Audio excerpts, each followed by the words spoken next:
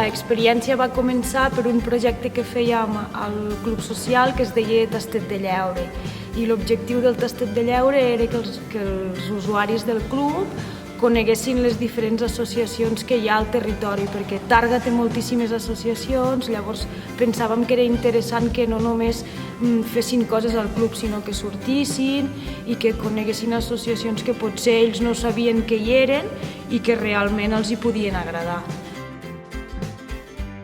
I la colla gegantera mos van comentar si volíem col·laborar, si algú volia portar un capgros, si algú volia col·laborar o fer inclús alguna sortida, i jo vaig dir que sí d'entrada, de primer moment.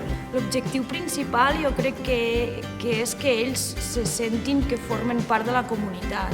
Poder fer una activitat fora del taller, que al final, el que deia una mica el Gepo, que quan s'acaba el de portar els capgrossos es fa un dinar, que se puguin sentir com si allò realment fos una colla d'amics que fan coses, jo crec que això és com molt positiu per ells.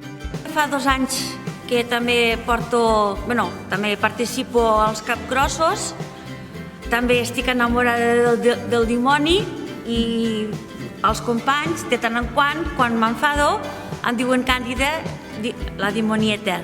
¿Sabes la canción que digo? Yo soy de aquel negrito de África tropical que cantaba la canción del Colacao.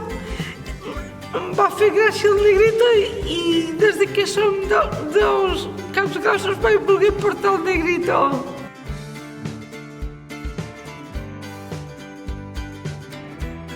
Ens han fet gaudir la canalla perquè realment fem cultura, portem Tàrrega endavant i l'objectiu principal és passar-nos-ho bé, i amb els capgrossos ells ho han fet molt bé, s'han divertit, que és el que importa.